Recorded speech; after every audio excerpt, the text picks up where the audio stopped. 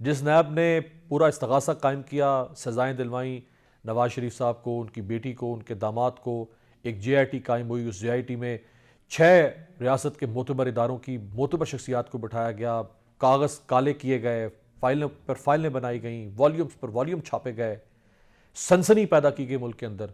और अब वही नैब कह रहा है कि नहीं जी, ये केस तो आधे मिनट का ही केस ख़त्म हो गया आधे मिनट में। तो ये सब ख़त्म हो सकता है इतनी आसानी से, या ये सब इतनी आसानी से बनाया गया था? नवाज शरीफ साहब बड़ी हो गया, okay, good good for him.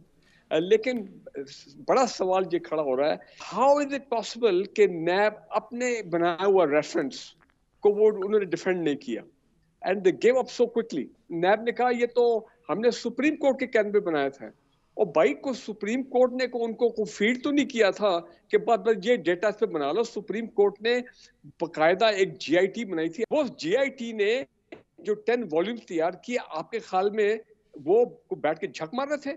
जनाब, उन्होंने सुबह शाम काम किया, उन्होंने कैसे पूरी अपना मिनट के साथ ये सारा रिकॉर्ड तैयार किया, सारी डेटा एविडेंस जो तैयार किया। और नैब के असूल ये है बड़ा क्लियर कि नैब जब एक रेफरेंस फाइल करता है, नैब उस they stand by the reference till the last minute. They will fight the reference the case tooth and nail. NAB ने तो फ्लैगशिप में जिसमें नवाज शरीफ साहब बरी हुए थे, उसके खिलाफ, बरीयत के खिलाफ जो अपील की थी, नैब ने वो अपील भी वापस ले ली। और मरियम साहिबा को और कैप्टन सफदर को जो जो जो बरीयत मिली, वो उस बरीयत को चैलेंज भी नहीं किया। तो नैब तो एक अरसे से देखिए अपने केस को खराब कर रहा था। ये ट्रायल कोर्ट में 8 महीने चला था, अकाउंटेबिलिटी कोर्ट में ये केस।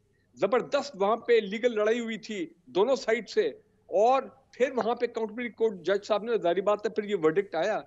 सो मेरा मतलब कहने का ये है कि आप स्ट्रेट अवे इसको मल्टीप्लाई कर दें बाय 0। अब I don't know supreme court का इस पे क्या रिएक्शन होगा। ये जो GIT थी सुप्रीम कोर्ट ने बनाई थी, अब ये ओनस डाला जा रहा है सुप्रीम कोर्ट के ऊपर कि सुप्रीम कोर्ट ने कोई गलत काम किया था, या सुप्रीम कोर्ट ऑर्डर्स को गलत थे, और जनाब हमने तो बस फॉर्मेलिटी पूरी करने के लिए एक रेफरेंस दायर कर दिया।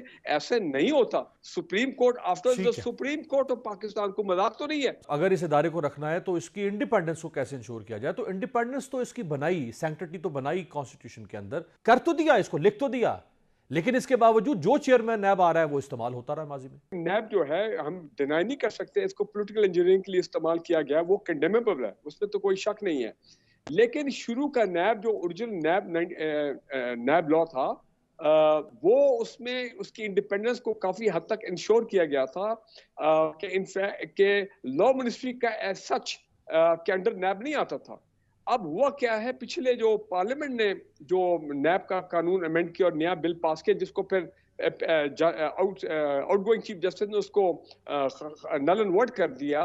तो जब आप गवर्नमेंट ऑफ पाकिस्तान के अंदर प्लेस करते हैं, that mean indirectly under the prime minister of Pakistan, under the law minister और द इंटीरियर मिनिस्टर, तो वो तो फिर नैब का इंडिपेंडेंस तो मल्टीप्लाई बाय 0 होगी ना। दूसरी इंपॉर्टेंट चीज ये है जो अभी बात हो रही थी, देखे ये जो सुप्रीम कोर्ट है, सुप्रीम कोर्ट, क्या हम ये समझें कि वो जो रेफरेंस 2017 में जब वो फाइल हुआ था GIT के 10 वॉल्यूम्स के बेसिस पे, तो क्या सुप्रीम कोर्ट को पॉलिटिकल इंजीनियरिंग कर रही थी या नून था? लीग तो यही कहती है ना नहीं, कि वो सारे जजेस मिलके हमारे खिलाफ पॉलिटिकल इंजीनियरिंग कर रहे थे ना। उन्होंने तो नहीं, पब्लिक देखे में ना, यही फिर ये नैरेटिव दिया।